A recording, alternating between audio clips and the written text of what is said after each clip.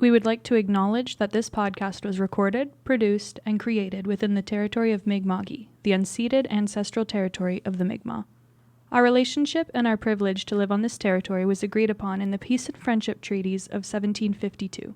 Because of this treaty relationship, it is to be acknowledged that we are all treaty people and have a responsibility to respect this territory.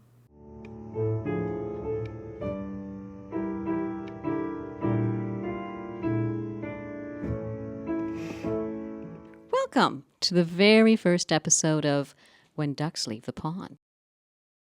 We couldn't think of a better way to kick off this series than by featuring an Allisonian who has touched the lives of so many of us.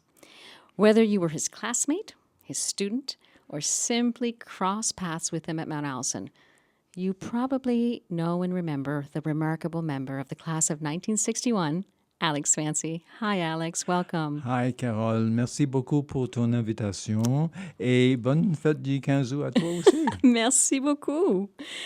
Alex, throughout your career, you have been a driving force in ensuring that Allisonians can connect and express themselves in both of Canada's official languages. So it does feel particularly fitting that we're sitting here today recording this episode on National Acadian Day. So bon 15 août, and welcome to When Ducks Leave the Pond. Thank you very much, Carolle. I'm sorry you have to work and listen to me on La Fête des Acadiens, but I'm very glad to know that later on you will be singing and dancing. There is no doubt, Alex. No doubt at all. So let's start at the beginning. You were raised in Pictou in rural Nova Scotia. Is that right? Yes. And I'd like you to paint a picture for us of what 10-year-old Alex Fancy would have seen as he stared out the front window of his home. Who were the people in your neighborhood? What was daily life like for 10-year-old Alex? Thank you, Carolle. What a challenging question that is. I just want to tell you that perhaps I will be looking out two windows in my house rather than just the front window. And I have to explain first that I'm looking out the windows of an isolated farmhouse, very isolated. And when I look out the front window, I see a huge vegetable garden, I see a hayfield, and I see a dirt road that emerges from the forest, goes past our house, and then disappears again into the forest. Wow. Exactly what community in Pictou? The community is Loch Broom, which is fun to say in French, although nobody in Loch Broom would ever say it in French, I don't think. Loch Broom. It's across the harbor from Pictou. Population about 50 people. Wow. Now, when I look out the front window, the most important thing I saw when I was 10 was the mailbox. That was my connection to the outside world. Wow. I was an only child. My family were all busy being farmers. Mm-hmm. And the mailbox, it brought letters from my pen pal in Saskatchewan. It brought newspapers, and also it brought the Saturday Evening Post every week. And in that magazine, there was Heinrich Schliemann's column. It was a column of fractured German, which I loved. And every week I read the column to my family, who did not share my appreciation for fractured German. And of course, I was only 10, so then I didn't realize that I had a huge fascination for language. And now I'm going to look out. I want to go upstairs in this drafty old farmhouse and look out my bedroom window. Okay. Because from there I could see many hayfields. Mm-hmm. I saw a river rather. It's quite an unromantic name, the Middle River. It's one of the three rivers draining into Pictou Harbor. And at night, the view was most interesting, because I saw the radio towers for CKEC Radio in New Glasgow just peeking out over a distant hill. And this was important to me because I had an intimate relationship with the radio when I was 10 years old. What did you listen to? I listened to, I listened to rock music. I listened to every single news broadcast because I was interested in what was going on outside, and I kept telling myself there is an outside world, and that was a reassurance. But I listened to music a great deal. Wow. And also out the window, I should say with regard to the radio, we had no electricity, so we had a battery Marconi radio. And So your entire childhood until you left, you didn't have electricity in your home? We didn't have electricity, no. Goodness. And not at all. And that radio was my best friend. When I looked sort of out to the northeast, I could see the lights of Pictou at night. And to me, Pictou was a huge place. And it's easy to romanticize our memories, but I really think I used to image about being there and being with those lights and with the people in the town. So I kind of constructed a mindscape about the outside world with the mailbox and the radio and the views out the window.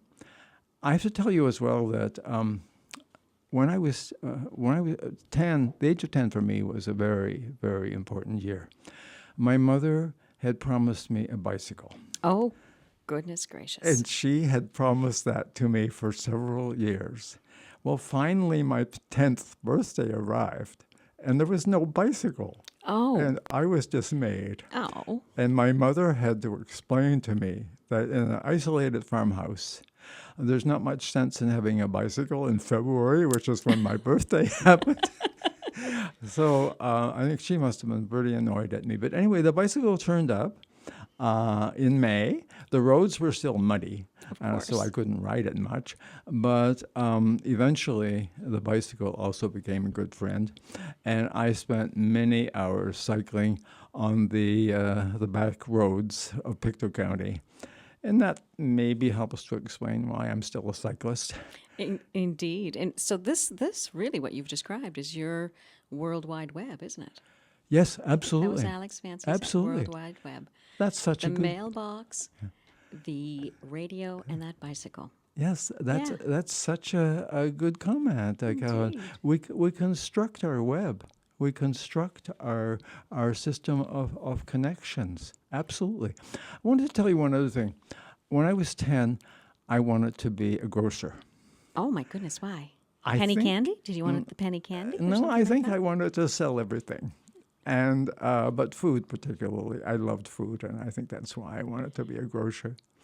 And I don't know when, but at some point in my mindscape, I changed my goal and decided I wanted to be a teacher. But I don't know when that happened. But I can tell you that I became a teacher in grade 2. How so? Well, I was in a one-room school, and the teacher was absolutely overwhelmed because there were 9 grades of us in one room. Wow. And so when I got into grade 2, she tasked me to help the people in grade 1. Isn't that something? And so, yes, so I think I probably 2. enjoyed that a lot. Yeah. I remember doing it. I don't remember too much about the activity, but I was a teacher already. Well, your one-room schoolhouse teacher obviously knew what she saw. Oh, I think she was a very good teacher, yes. And I think she understood the importance of encouraging students to exercise their interests and their talents, absolutely. So, Alex, going back to your mailbox, do you remember getting a letter from Mount Allison University when you were a teenager saying that you had been accepted? How did you find out about Mount A? How did you make that decision? Those types of things. What was that like? Well, that mailbox certainly brought some good news from Mount A, let me tell you. But I have to tell you first why I became interested in Mount A. I was going, in grade 12, I was going to go to another university, which I won't name, along with the rest of my classmates who were continuing to university. And one person is the reason I decided to come to Mount A. One day, an announcement came over our PA system that a Dr. Ebbett was in the school, and he would like to meet people interested in Mount A. Now, despite my 10-year-old World Wide Web, I knew nothing about Mount A. I didn't know it existed. But I did go to see to Dr. Ebbett. I don't know whether it was because I wanted to get out of a class What's a good reason? or what Yeah, the why not? motivation was. But I still remember walking into that small wood-lined room. And here was this very kind man. He was so friendly. And he made Mount A sound like a place where I wanted to be. And he was a classics professor, wasn't he? Yes. No, religious studies. Religious studies. Okay. Yes. And I admire Dr. Ebbett and the other people like him who had so many responsibilities here on the campus, but still made time to go out and recruit in the schools. That was just a fantastic contribution that they made to the university.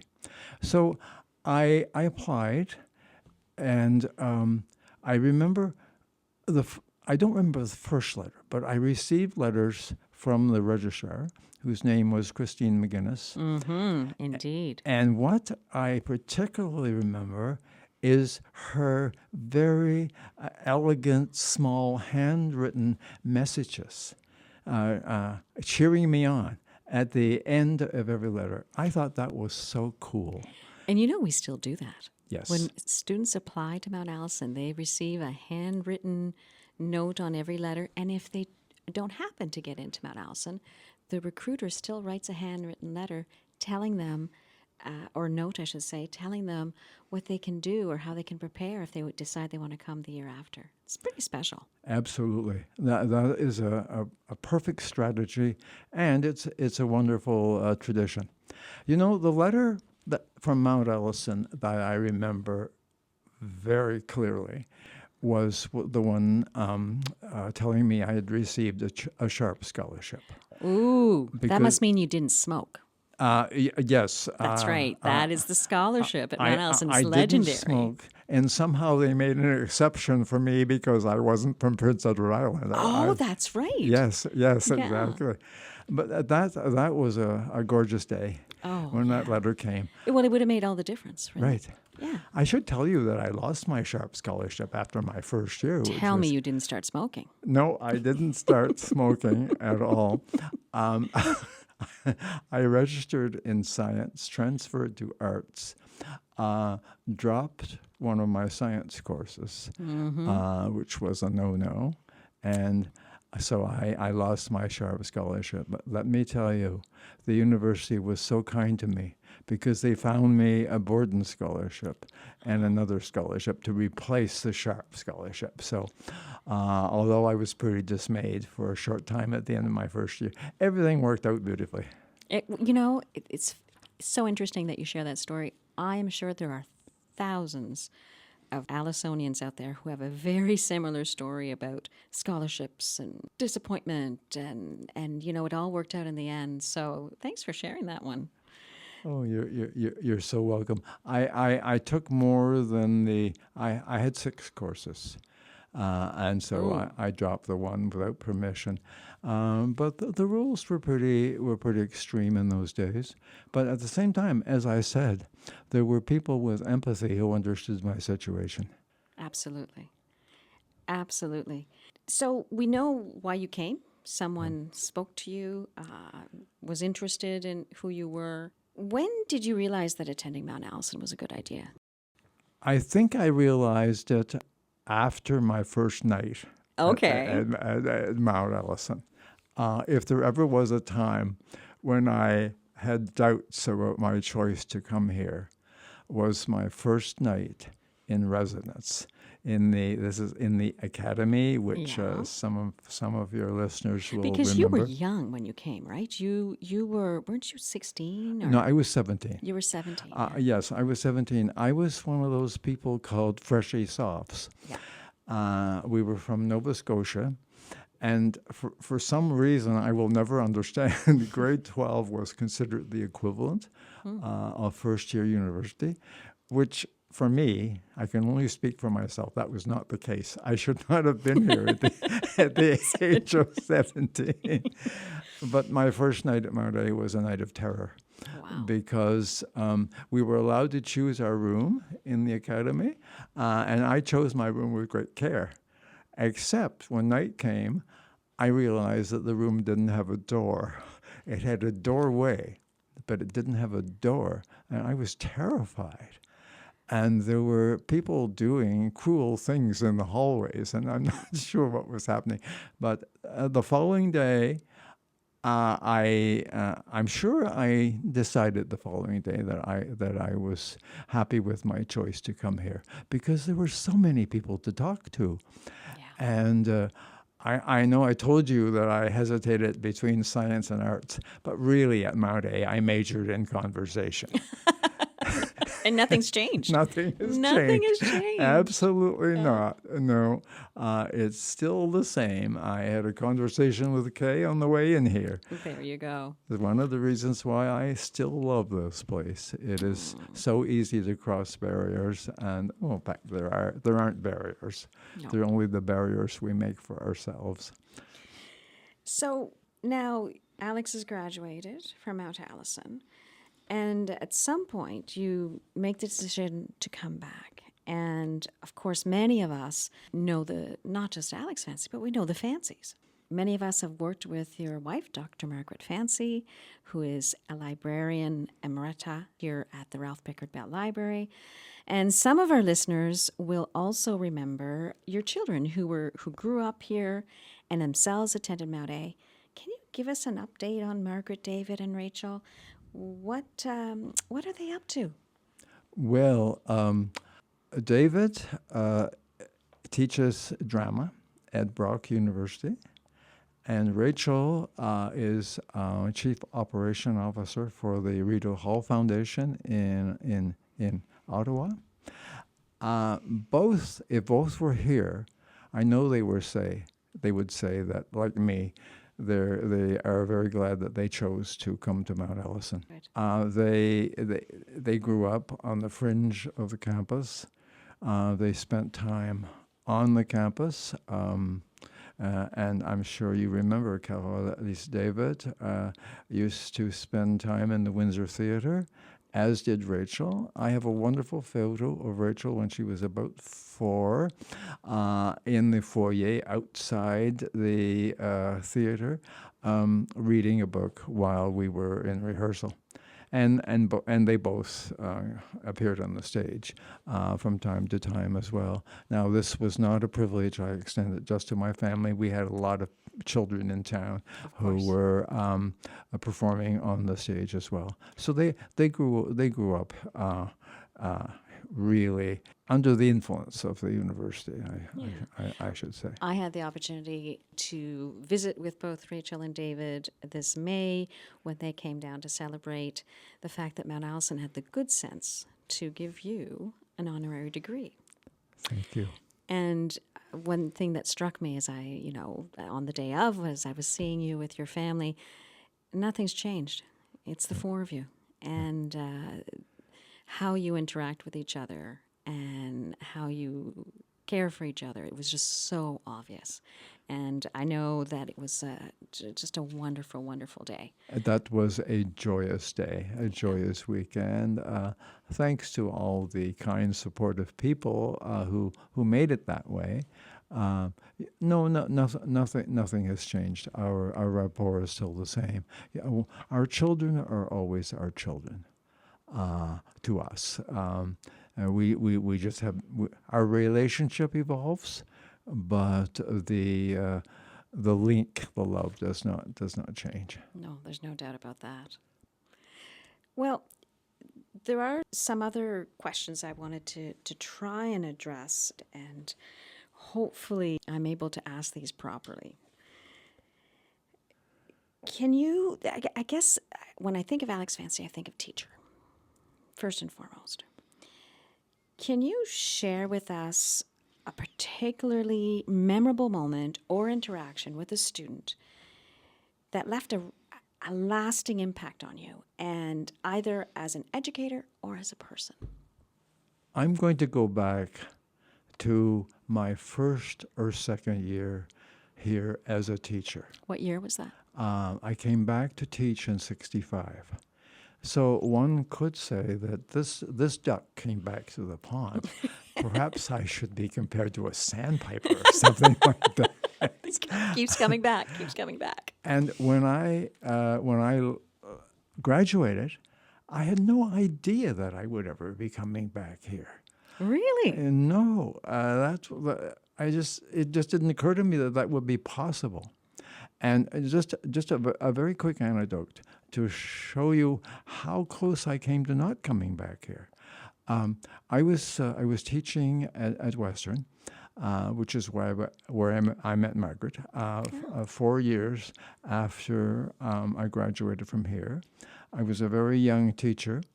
Those were the days when it was not very difficult to get a job. Mm-hmm. And I had been interviewed by someone from a university in Ontario. And not my initiative, I hadn't applied, their initiative. And after my interview, several hours later, the person had gone back to his university and phoned me to offer me the job. This was a Friday. And I said, I would like to think about this over the weekend. I didn't tell him this, but maybe that's because I'm a maritimer and I like to make careful decisions, and for no other reason. That evening, that Friday evening, there was another phone call, and it was Dr. Bill Crawford, who was vice president at the time, and I still remember that voice saying, Alec, we need you at Mount A. And that's why I came back. Wow. And well, as we know, Big Bill Crawford, was an absolute legend at Mount Allison. Yes. He was a mathematics professor. Yes. Went on to become our president, I believe. Yes, he did. Yeah. Yes. Wow. He was president when I was in the administration, from 75 until 81. And so when I came back here to teach, I have to tell you very quickly, I met David Macaulay, who was the Dean of Men, shortly after I came back in 65. I met him outside here on York Street. We had a conversation. I had never met him before. And he said, suddenly, would you like to be Don of Bigelow House? And I said, you don't know whether you want me to be Don of Bigelow House. Isn't this shocking to think that there wasn't an interview process? No process at all. No process. They look fine. Conversation. Let's put them in there. And no process. And so when I told him he should think twice about offering such invitations of such serious import in the middle of York Street, he said, well, let me tell you, he said, I'm asking you because you have an honest face and because I'm desperate. So I became Don of Bigelow House because at that point Margaret was still at Western finishing her degree. And I started to teach that fall of 65. And I'm going to tell you quickly about a student who made a suggestion one day that for me was transformative. I was teaching 17th century French theater, the comedy of Molière and the tragedies of Corneille and Racine. It was very serious stuff. And I was trying to make the class lively. And so I had the students reading passages, which seemed to go over quite well. David McFarlane, who was in the class, this was either 65-6 or 66-7, I'm not sure which, he said, it's beautiful, why don't we go outside? So we went outside. We went down to the pond, to the edge of the pond, and we performed scenes down there. Well, this became, it was so much fun doing it once. We had to do it again and Of again and course. again. And it's David McFarland, that simple suggestion. But with that simple suggestion, he brought me outside the classroom. And teaching has got to go beyond the classroom walls. And I often tell people that furniture is the most serious impediment to teaching, and because it gets in the way.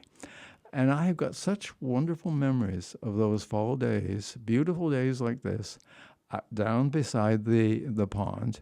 I think it was still called the Lily Pond then, performing scenes from 17th century theater with people passing by wondering what in hell was going on, and because people didn't do this sort of thing much. And ever since, I have been so convinced that the best teaching happens outside the classroom walls. And this was probably a spark, like this, developing this strategy was probably the beginning of Tantamar. I'm not That's too right. sure. The first performance. Yes, at the it Swan was. Pond. It was in a sense. Oh yes, and this activity, thanks to David McFarland, really energized the class. Did David McFarland ever find out?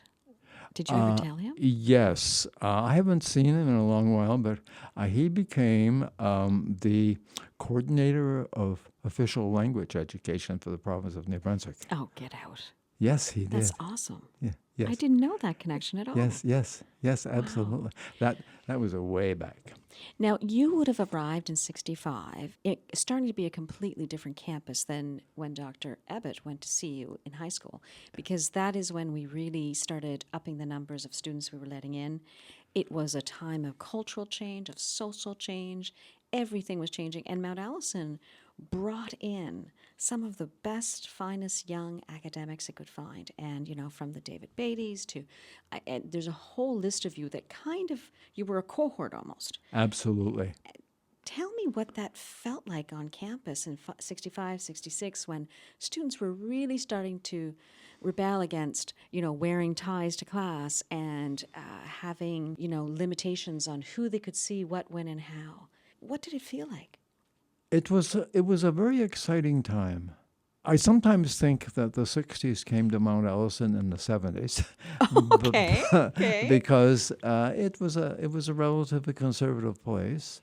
But I'm thinking of the people you just mentioned, teachers like John Thompson, who is still revered by one of the by greatest many Canadian alumni. poets Right. ever. People like Lauren Harris. I guess it was a time when so many wonderful synergies were being formed within the faculty. There was a real sense of community. I remember the parties. I remember how kind the older faculty were to younger faculty like Margaret and myself. How they had parties, they entertained us, they inspired us, and also I think this generosity, I think it affected students as well. It was an exciting time.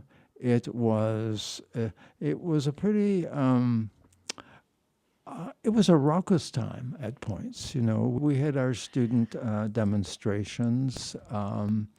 I still remember the night in Convocation Hall when the entire community had gathered to protest a tenure decision. Really? Yes, and I remember that night in part because David was born the following day. So, but it was a very it was a time where there was people were not afraid to question each other. That was the zeitgeist. That's what was going on in the world.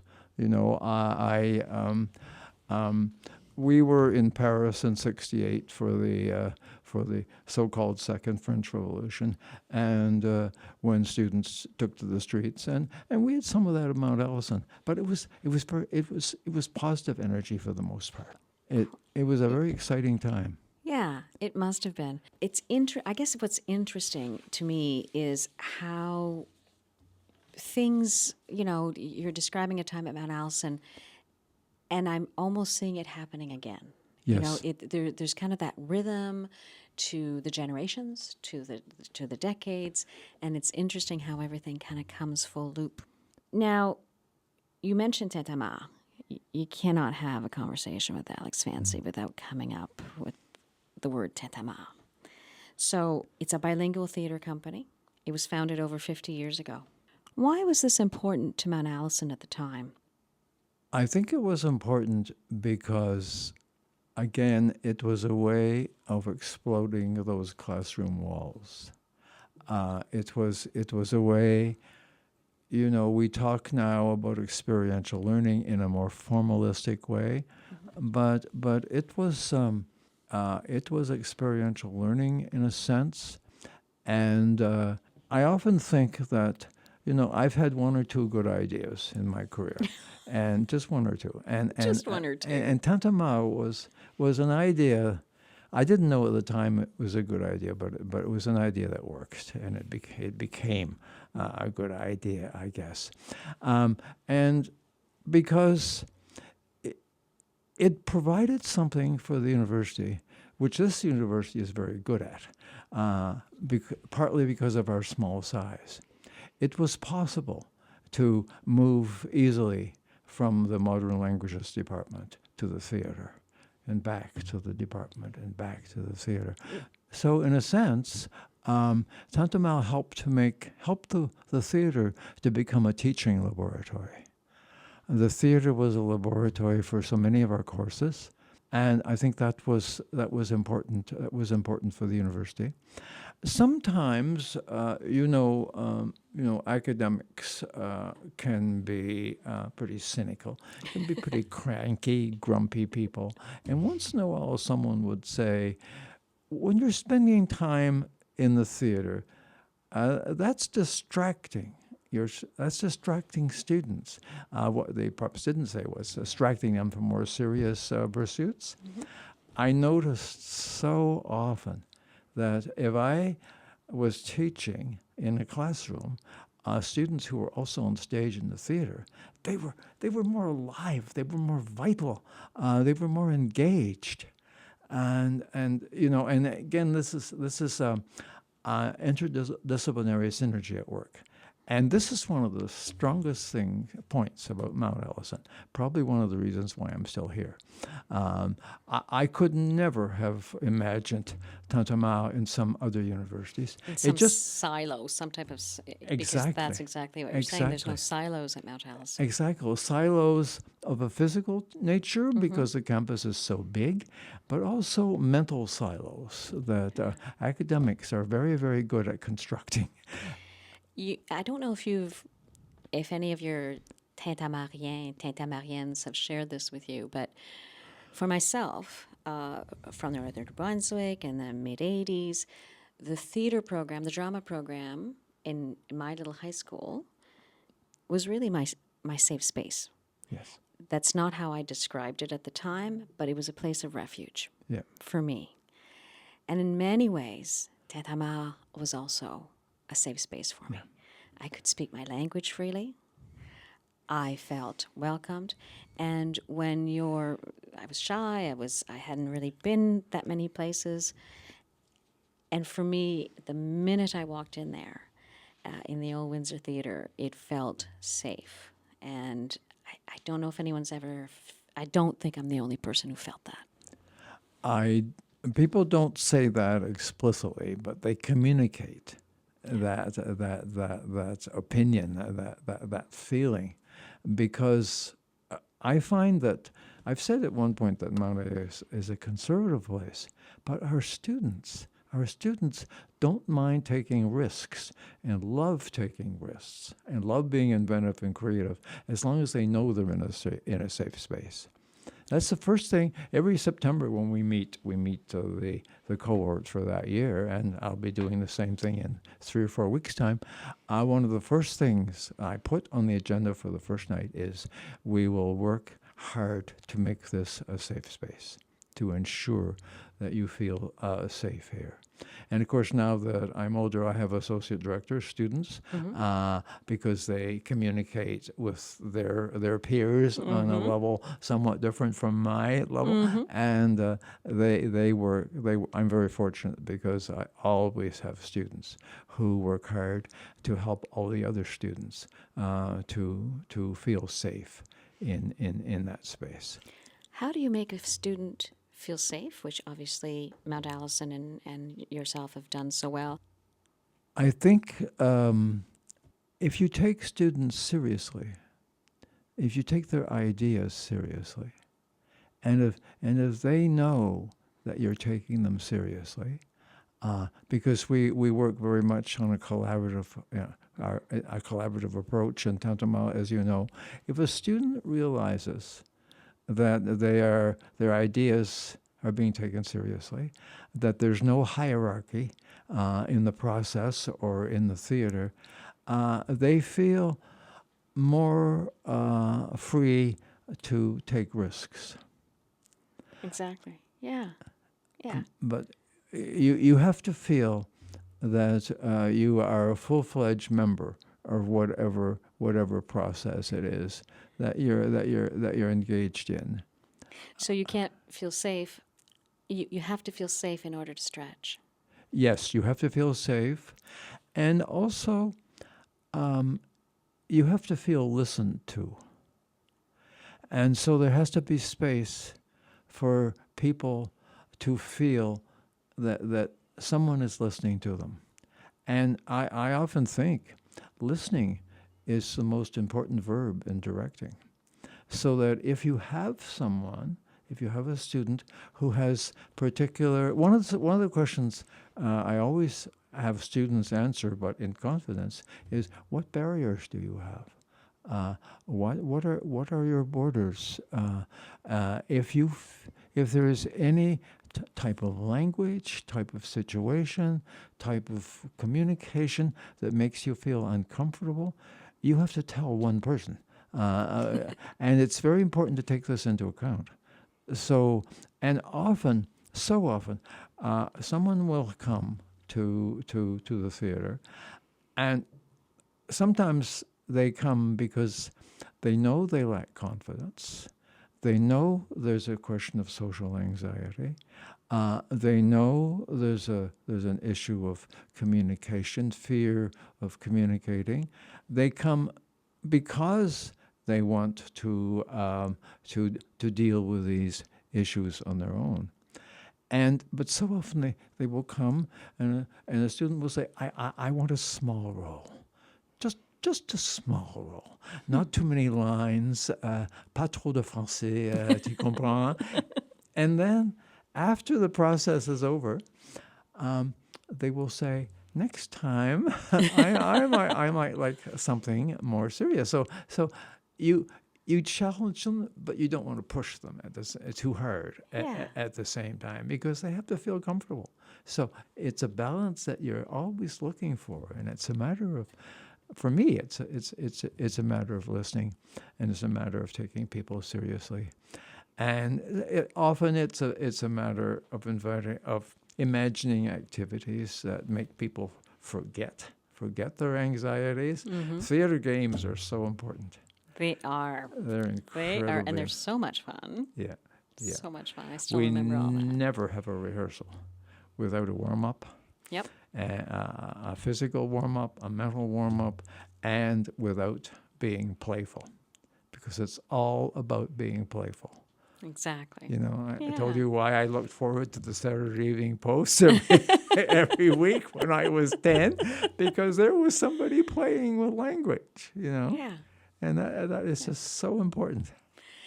Speaking of being out of the classroom, one of my favorite memories and it was kind of funny at the time, but quite impactful. We, of course, have students from all over the world, and we went to, you brought a group of us, and I can't remember if it was from the theater or from a French class, to see Viola Légère play La Sagouine in Moncton. Yes. And so I had friends who were from all over the world who spoke different type of patois than I do, a different kind of accent. And I remember them sitting there, one in particular who was gobsmacked, had never heard the beauty that is Chiac and the patois and all of that. And again, it's getting out of that classroom, like you said. Yeah. And now, as we look back, like, we had the opportunity to see Viola Légère on stage, playing one of the most important characters ever written in Acadian literature. So, thank you for that. Oh, I thank you. I say thank you for on behalf of all kinds of people. That's a lovely memory. Thank Yeah. you so much. In conjunction with theater, the second good idea I had was to develop the expressivité class. And it was based on the realization that speech is a dramatic act, and that language is word, its tone, its gesture. And so the goal of expressivité was to create a space where we could really play with the nonverbal aspects of communication, play with intonation, play with tone of voice, and also, to link with what you just said, play with accent. There is no correct accent. Absolutely. And so we worked hard to celebrate diversity. And if people don't feel that their particular accent, their particular language variant is accepted, then it's not going to work out very well. And it's what a great conversation to have on the National Acadian holiday, because l'incertitude linguistique, which is the linguistic uncertainty, meaning that if you speak with a certain accent or grew up in a certain place, you're not comfortable speaking French with folks from other areas or other countries, because you feel that, you're very uncertain of the way you speak, and you don't want to look kind of or sound silly. And I think that one of the things that you, again, with Tintamarre, is there is no accent. It does not matter what your background is. You're just literally trying to express yourself in the way that is important to you. You're giving people space for self-expression, and you're celebrating diversity at the same time.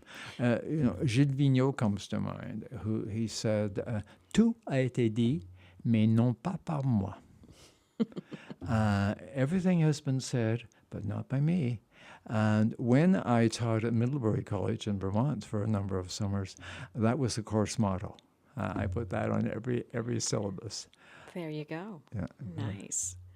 What do you think is going to be the legacy of Tintamarre? That's a very difficult question. And maybe an unfair question. It's not unfair, but it's a question that exposes a reality. I think it requires a very particular mindset. I think to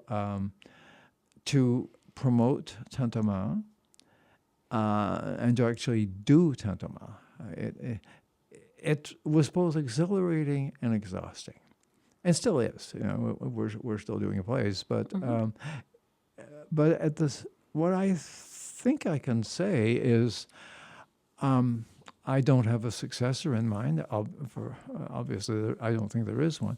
But the legacy of Tintamarre, I think, is in the minds and in the lives, in the practice of people in so many different places.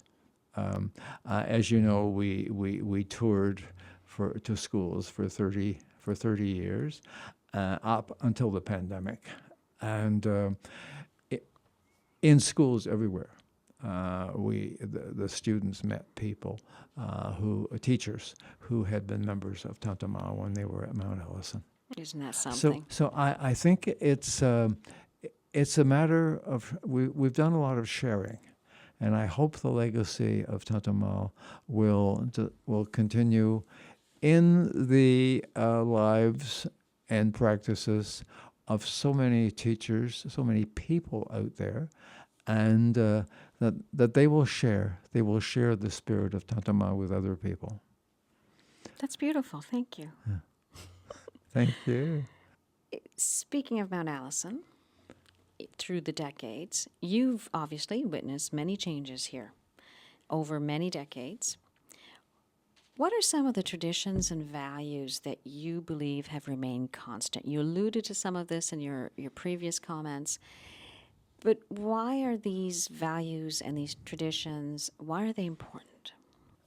They are important because community cannot be sustained without continuity of values, of traditions, of commitments. You have to work at creating community. Community just doesn't happen. And this is a place. Well, I'll tell you how a way I describe Mount Allison sometimes.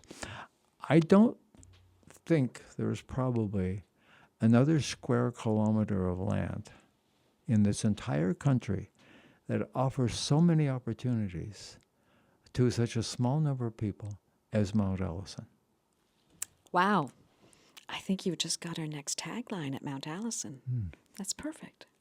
It's absolutely perfect. This is it. Mount Allison as I see it.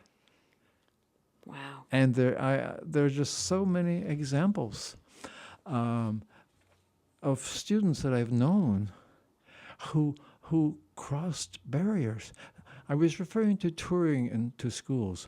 We had a small program, an environmentally sensitive program, which we handed out to thousands of kids. But the program was important. And on the program, I would always list the actors and their majors and minors.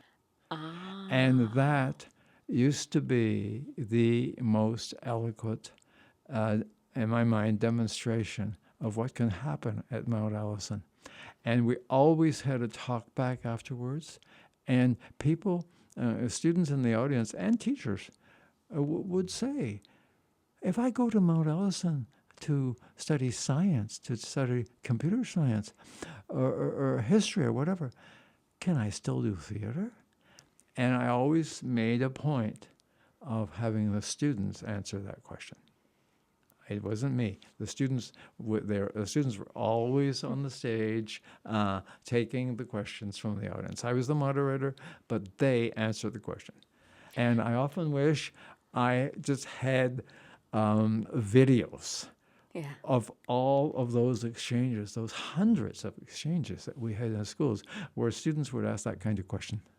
Can you imagine if 10-year-old Alex in Pictou County would have had the opportunity in that one-room schoolhouse to have a visit from a group of 18, 19, 20-year-olds from a faraway place like Mount Allison, do a presentation? That would have been quite something. I mean, your World Wide Web would have really expanded that. Yes, it would have expanded by leaps and bounds. You know, one of the days I remember best from school was grade 5. It was a beautiful autumn day. We got to leave school. And we went in cars to a nearby community and to a hall where a woman told stories. And the woman who told stories was Helen Creighton. Helen Creighton. Yes. Farewell to Nova Scotia, the Yes. woman who literally, the folklorist who literally preserved, went community Absolutely. to community to preserve the songs and the poems of Atlantic Canada. Absolutely. That day I can remember with some clarity. It just Helen it's Creighton. always stood. Oh It's always my. stood, and I didn't know. I didn't know who she was at the time, Yeah. but later I discovered that.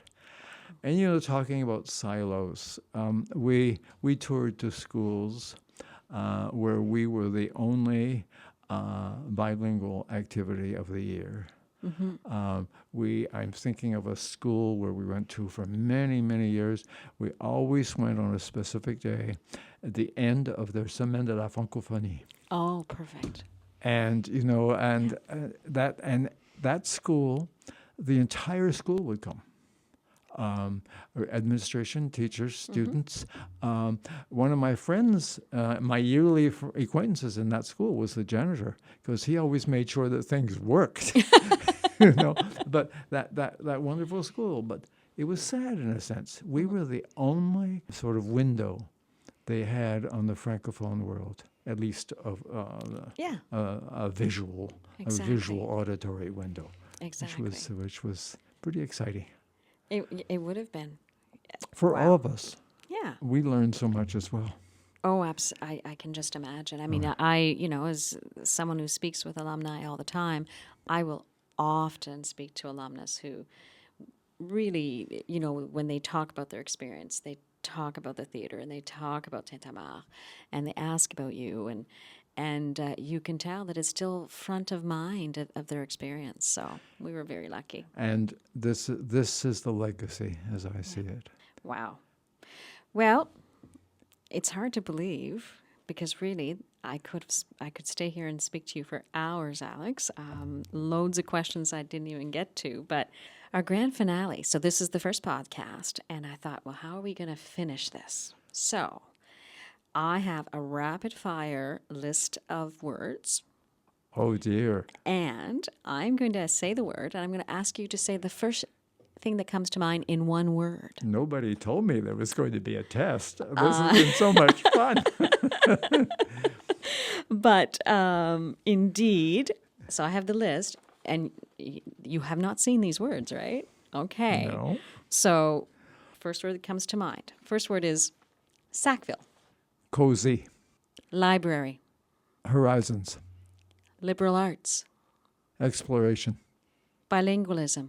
Freedom. Merde. Merde.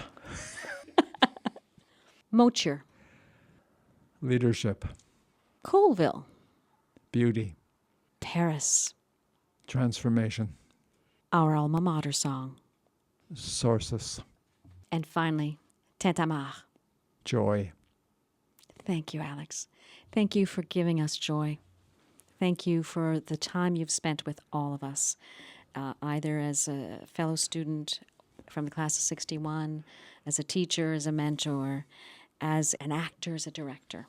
We cannot thank you enough. Thank you for being our first guest. Thank you, Carolle. Thank you, Kay. Merci infiniment. Thank you both. Bonne journée. Bon 15 août. Have a great day, everyone. Merci à toi de même. A sincere thank you to the executive producer and director of our podcast, Kay, who is the quadrant intern at the Alumni Engagement Office. A sincere thank you to them, and especially to the fine folks at CHMA FM Radio who have made all of this possible by allowing us to use their facilities here on campus.